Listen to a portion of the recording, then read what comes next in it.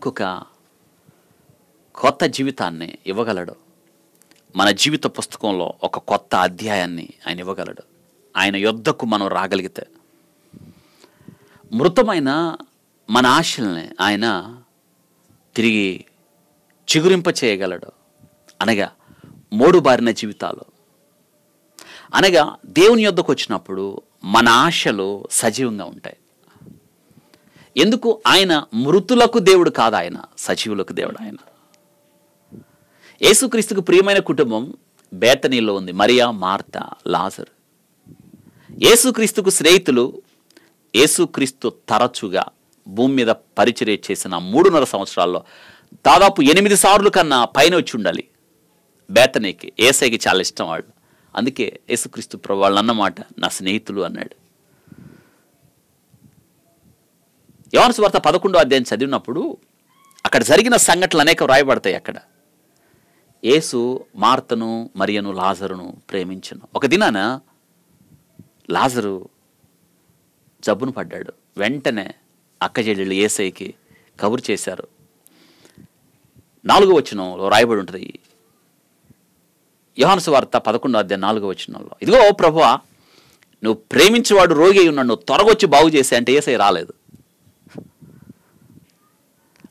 పైగా వార్త అయితే వెళ్ళింది యేసయ్య దగ్గరికి, యేసుక్రీస్తు ప్రభు అది విని, ఈ వ్యాధి మరణము కొరకు వచ్చింది కాదు, కానీ దేవుని కుమారుడు దాని ద్వారా మహిమపరచబడినట్లు దేవుని మహిమ కొరకు వచ్చింది అన్నాడు. కానీ ఆయన అన్న మాటలు అక్కడున్న అక్క చెల్లెలకి తెలియదు. వస్తాడు వస్తాడు వస్తాడు అనుకుంటే రాలేదు. లాజరు పరిస్థితి మరింత దిగజారిపోయింది. లాజరు చనిపోయాడు, సమాధి చేశారు.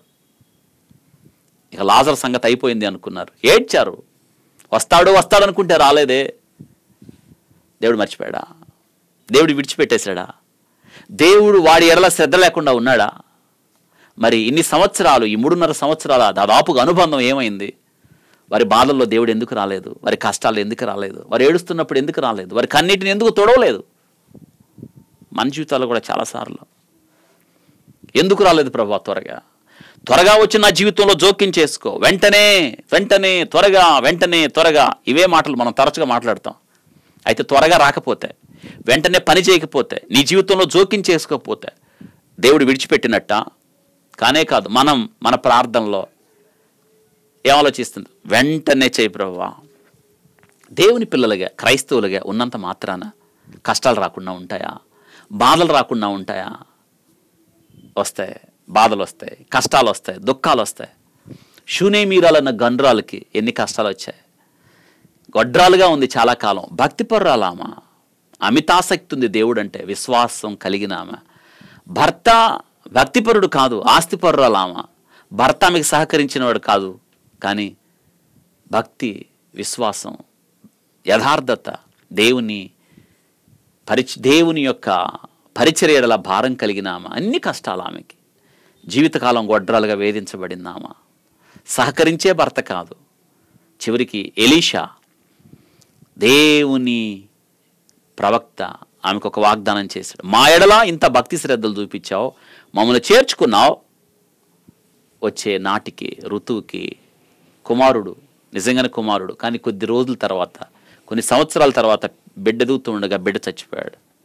ఆ తర్వాత కరువు, ఎన్ని కష్టాలు. అయితే కష్టాలన్నిటి నుండి దేవుడు తప్పించాడు. నీతిమంతులకు కలుగు ఆపదలు అనేకం, అయితే వాటన్నిటి నుండి దేవుడు తప్పిస్తాడు. క్రైస్తవులుగా ఉండుటకు మనం పిలువబడ్డాం. అయితే అదే సమయంలో శ్రమలు, కష్టాలు, బాధలు అనుభవించడానికి కూడా పిలువబడ్డాం. అవును, ఒక్కొక్కసారి మన జీవితాల్లో జరిగిన సంఘటనలో బాధలను బట్టి భరించలేనివిగా ఉన్నప్పుడు మనం ఏం చేయాలంటే, ఇదిగో మనలో పెట్టుకొని కురింగిపోవద్దు, వెంటనే ప్రభువుకు చెప్పాలి. ఇదిగో ప్రభువా, నువ్వు ప్రేమించువాడు రోగి అయి ఉన్నాడు, కబురు వెళ్ళింది, తర్వాత ఏం చేయాలి ఆయన ఇష్టం. ఈ విషయాన్ని గుర్తుపెట్టుకోండి. మన జీవితంలో ఎప్పుడు రావాలి, ఎప్పుడు జోక్యం చేసుకోవాలి, ఎప్పుడు కార్యం చేయాలి.